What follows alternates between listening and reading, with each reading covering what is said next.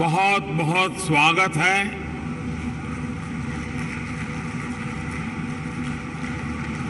आप सोच रहे होंगे कि मैं मुख्य अतिथि होने पर भी ये स्वागत की जिम्मेदारी क्यों उठा रहा हूं। ये इसलिए क्योंकि मेरी एक और भूमिका भी है। आप सबने मुझे भारत के प्रधानमंत्री के साथ साथ उत्तर प्रदेश का सांसद भी बनाया है।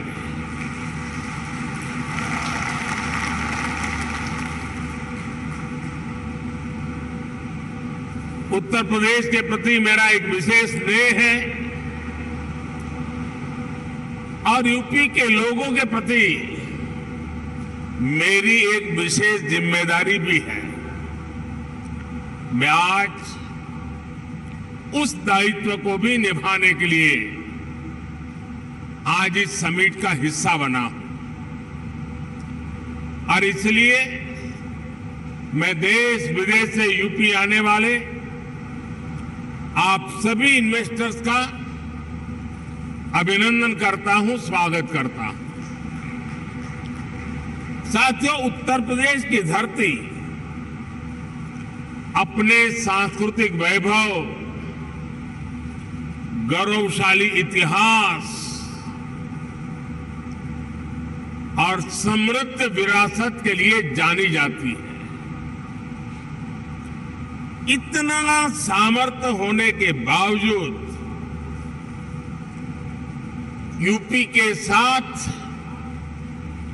कुछ बातें जुड़ गई थी। लोग कहते थे यूपी का विकास होना मुश्किल है। लोग कहते थे यहां कानून व्यवस्था सुधरना नामुमकिन है। यूपी बीमारू राज्य कहलाता था।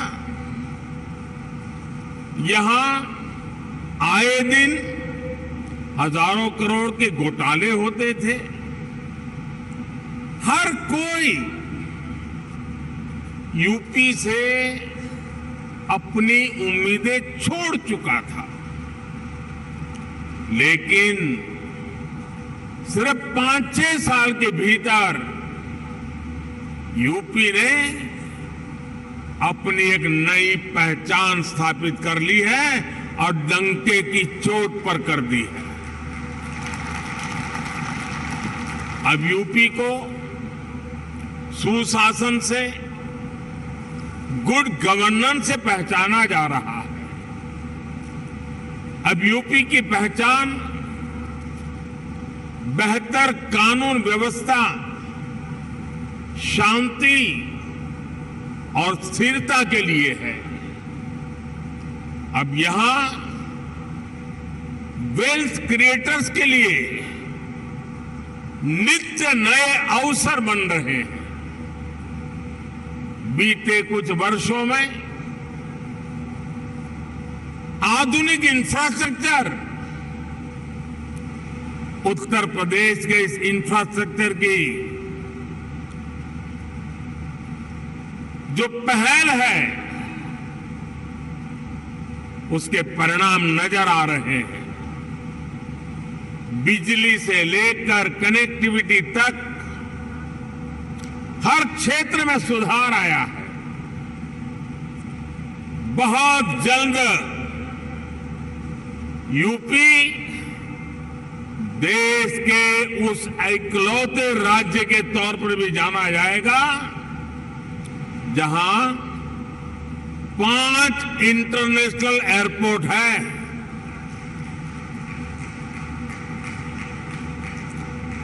डेडिकेटेड फ्रेट कॉरिडोर से यूपी सीधे समुद्र से जुड़ रहा है। गुजरात और महाराष्ट्र के पोर्ट से कनेक्ट होता जा रहा है। इंफ्रास्ट्रक्चर के साथ साथ यूपी में सरकारी सोच और और अप्रोच में ईज ऑफ डूइंग बिजनेस के लिए सार्थक बदलाव आया है। साथियों, आज यूपी एक आशा, एक उम्मीद बन चुका है। भारत अगर आज दुनिया के लिए ब्राइट स्पॉट है तो यूपी भारत के ग्रोथ को ड्राइव करने वाला एक अहम नेतृत्व दे रहा है। साथियों, आप सभी इंडस्ट्री के दिग्गज यहां हैं। आप में से अधिकतर को एक लंबा अनुभव भी है। दुनिया की वर्तमान स्थिति भी आप सभी से छुपी नहीं है। आप भारत की इकोनॉमी के आज के सामर्थ्य और यहां के मैक्रो और माइक्रो इकोनॉमिक फंडामेंटल्स को भी बहुत बारीकी से देख रहे हैं।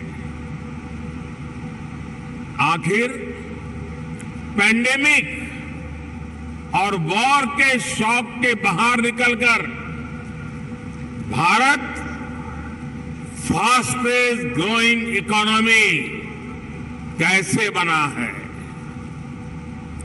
आज दुनिया की हर क्रेडिबल वॉइस ये मानती है कि भारत की अर्थव्यवस्था ऐसे ही तेजी से आगे बढ़ती रहेगी।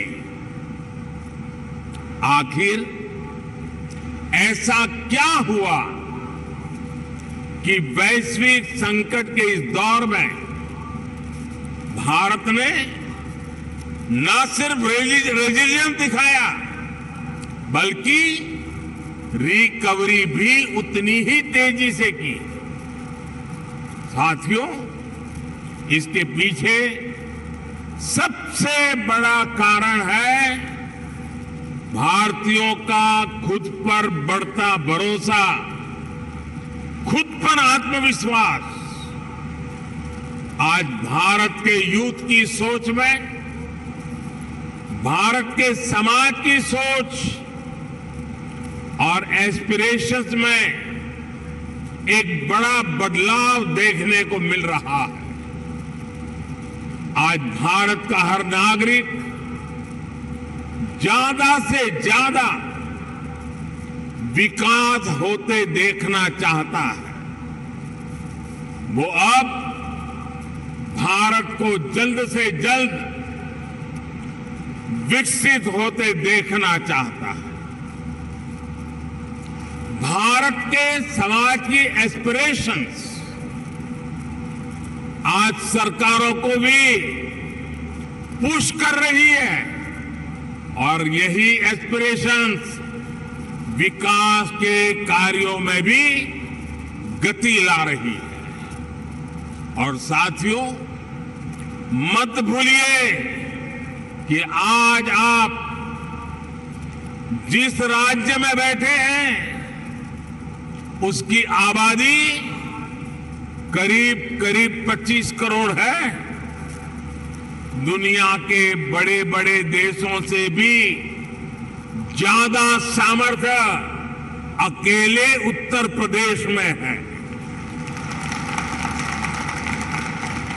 पूरे भारत की तरह ही आज यूपी में एक बहुत बड़ी एस्पिरेशनल सोसाइटी आपका इंतजार कर रही है। साथियों, आज भारत में सोशल, फिजिकल और डिजिटल इंफ्रास्ट्रक्चर पर जो काम हुआ है उसका बड़ा लाभ यूपी को भी मिला है। इस कारण आज यहां समाज सोशली एंड फाइनेंशियली बहुत अधिक इंक्लूसिव हो चुका है, कनेक्टेड हो चुका है।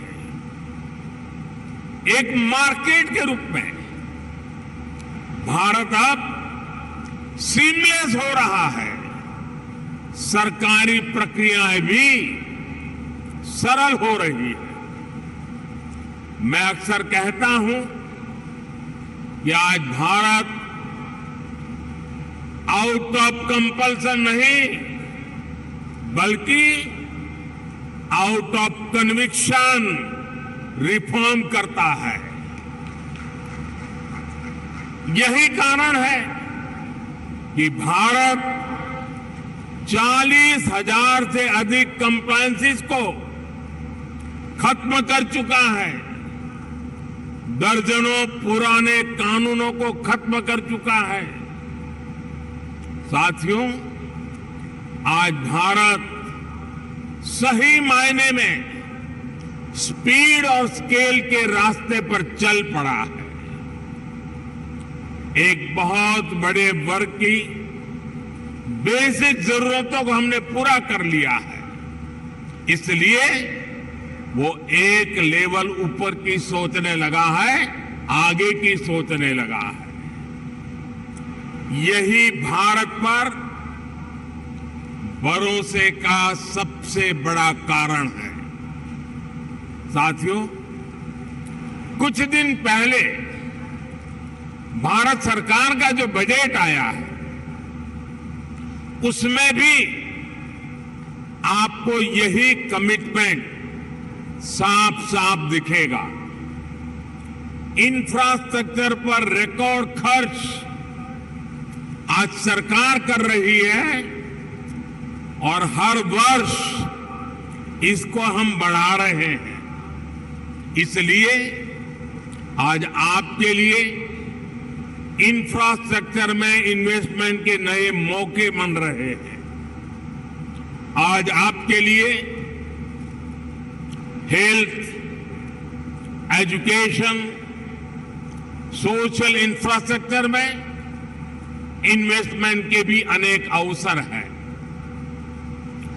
ग्रीन ग्रोथ के जिस रास्ते पर भारत चल पड़ा है, उसमें तो मैं आपको विशेष रूप से आमंत्रित करता हूं।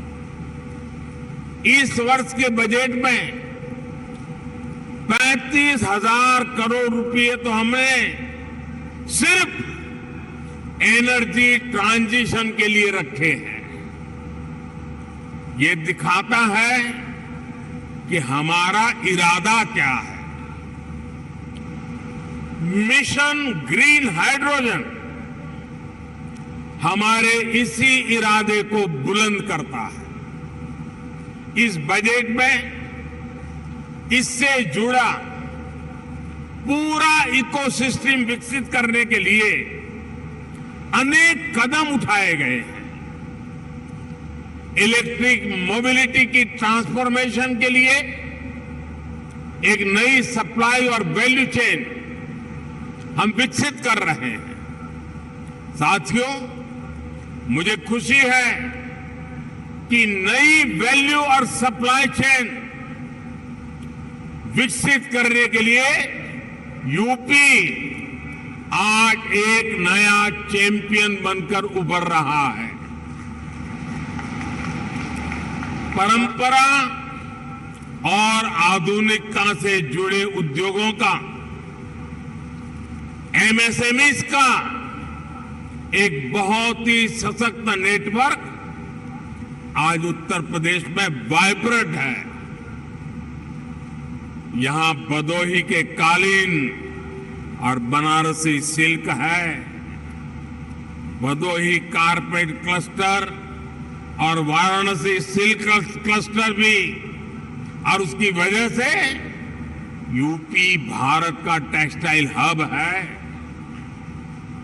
आज भारत के कुल मोबाइल मैन्युफैक्चरिंग में 60% से भी ज्यादा मोबाइल अकेले उत्तर प्रदेश में होता है। मोबाइल कंपोनेंट की सबसे ज्यादा मैन्युफैक्चरिंग भी यूपी में ही होती है। अब देश के 2 डिफेंस कॉरिडोर्स में से एक यूपी में बन रहा है। यूपी डिफेंस कॉरिडोर पर तेजी से काम चल रहा है। आज made in India defence equipments की डिमांड निरंतर बढ़ रही है। भारतीय सेना को भी हम अधिक से अधिक made in India defence system, defence platforms देने के लिए प्रतिबद्ध है और इस महान काम का नेतृत्व इसी लखनऊ की धरती के हमारे कर्मवीर राजनाथ सिंह जी संभाल रहे हैं। ऐसे समय में जब भारत एक वाइब्रेंट डिफेंस इंडस्ट्री का विकास कर रहा है तो फर्स्ट मूवर एडवांटेज आपको जरूर लेना चाहिए। साथियों, उत्तर प्रदेश में तो डेयरी, फिशरीज, एग्रीकल्चर और फूड प्रोसेसिंग सेक्टर में अनेक संभावनाएं हैं। फल और सब्जियों को लेकर उत्तर प्रदेश में बहुत डाइवर्सिटी है। एक ऐसा सेक्टर है जिसमें अभी भी प्राइवेट सेक्टर की हिस्सेदारी बहुत सीमित है। आपको जानकारी होगी कि फूड प्रोसेसिंग के लिए production link incentive PLI scheme लेकर हम आए हैं। इसका लाभ आपको जरूर उठाना चाहिए। साथियों, आज सरकार का ये प्रयास है कि इनपुट से लेकर पोस्ट हार्वेस्ट मैनेजमेंट तक एक आधुनिक व्यवस्था किसानों के लिए बने। छोटे इन्वेस्टर्स एग्री इंफ्रा फंड का उपयोग कर सकते हैं। इसी प्रकार देश भर में एक बहुत बड़ी स्टोरेज कैपेसिटी विकसित करने के लिए बजट में हमने प्रावधान किया है। ये भी छोटे निवेशकों के लिए बहुत बढ़िया मौका है।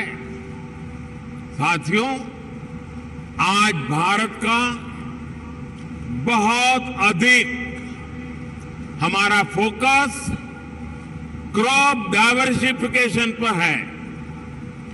छोटे किसानों को ज्यादा साधन देने और उनकी इनपुट कॉस्ट घटाने पर है। इसलिए नेचुरल फार्मिंग की तरफ हम तेजी से बढ़ रहे हैं। यहां यूपी में गंगा के किनारे दोनों तरफ 5 किलोमीटर क्षेत्र में नेचुरल फार्मिंग शुरू हो गई है। अब इस वर्ष के बजट में हमने किसानों की मदद के लिए 10,000 बायो इनपुट रिसोर्स सेंटर बनाने की घोषणा की है। ये नेचुरल फार्मिंग को और अधिक प्रोत्साहित करेगा। इसमें भी प्राइवेट एंटरप्रेन्योर्स के लिए इन्वेस्टमेंट की अनेक संभावनाएं हैं। साथियों, भारत में एक और नया अभियान हमारे मिलेट्स को लेकर के शुरू हुआ है। भारत के ये मिलेट्स आमतौर पर लोगों की भाषा में उसको मोटा अनाज कहते हैं और उसकी कई वैरायटीज है। विश्व बाजार में उसकी एक पहचान बने, इसके लिए आपने बजट में सुना होगा, हमने इस मिलेट्स को, मोटे अनाज को एक नया नाम दिया है, श्री अन्न।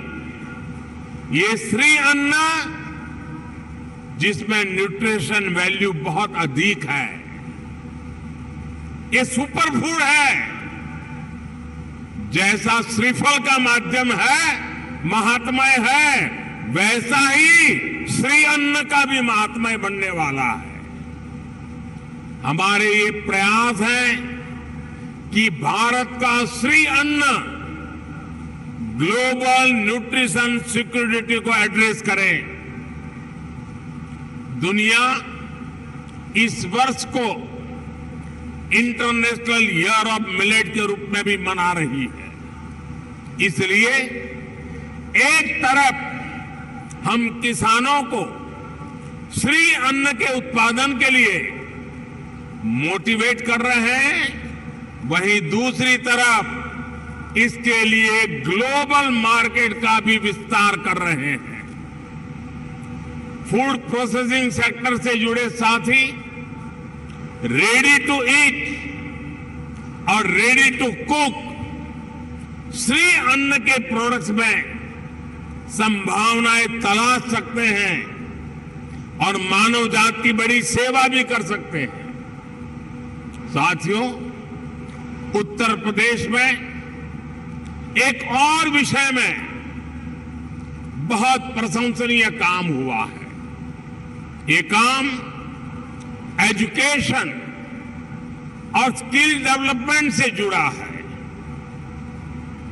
महायोगी Guru Gorakhnath Ayush university, Atal Bihari Vajpayee health university, Raja Mahendra Pratap Singh university, major Dhyanchand sports university, ऐसे अनेक संस्थान अलग अलग स्किल्स के लिए युवाओं को तैयार करेंगे। मुझे बताया गया है कि स्किल डेवलपमेंट मिशन के तहत अभी तक यूपी के 16 लाख से अधिक युवाओं को अलग अलग स्किल्स में ट्रेन किया गया है। यूपी सरकार ने पीजीआई लखनऊ, आईआईटी कानपुर में आर्टिफिशियल इंटेलिजेंस से जुड़े कोर्सेज भी शुरू किए हैं। और मैं जब अभी आ रहा था तो शिक्षा का जिनकी जिम्मे होती है, हमारी गवर्नर साहिबान चांसलर के रूप में वो काम देखती हैं, उन्होंने मुझे बताया कि उत्तर प्रदेश के लिए बड़े गर्व की बात है कि नेक एक्रेडिटेशन में इस बार उत्तर प्रदेश की 4 यूनिवर्सिटीज ने हिंदुस्तान को अपना लोहा मनवा दिया है। मैं शिक्षा जगत से जुड़े लोगों को और चांसलर मैडम को हृदय से अभिनंदन करता हूं। देश के स्टार्टअप रिवॉल्यूशन में भी यूपी की भूमिका लगातार बढ़ रही है। आने वाले कुछ वर्षों में 100 इंक्यूबेटर्स और 3 state of the art centres को स्थापित करने का लक्ष्य यूपी सरकार ने रखा है। यानी यहां आने वाले इन्वेस्टर्स को टैलेंटेड और स्किल युवाओं का एक बहुत बड़ा पूल भी मिलने जा रहा है। साथियों, एक तरफ डबल इंजन सरकार का इरादा और दूसरी तरफ संभावनाओं से भरा उत्तर प्रदेश, इससे बेहतर पार्टनरशिप हो ही नहीं सकती। ये जो समय है, इसको हमें गंवाना नहीं चाहिए। भारत की समृद्धि में दुनिया की समृद्धि निहित है। भारत के उज्जवल भविष्य में दुनिया के उज्जवल भविष्य की गारंटी पड़ी है। समृद्धि की इस यात्रा में आप सबकी भागीदारी बहुत ही महत्वपूर्ण है। ये निवेश सबके लिए शुभ हो, मंगल हो, इसी कामना के साथ इन्वेस्टमेंट के लिए आगे आए हुए देश और दुनिया के सभी इन्वेस्टर्स को मैं अनेक अनेक शुभकामनाएं देता हूं और उत्तर प्रदेश के एमपी के नाते मैं आपको भरोसा देता हूं कि उत्तर प्रदेश की आज की सरकार, उत्तर प्रदेश की आज की ब्यूरोक्रेसी प्रगति के राह पर दृढ़ संकल्प होकर के चल पड़ी है।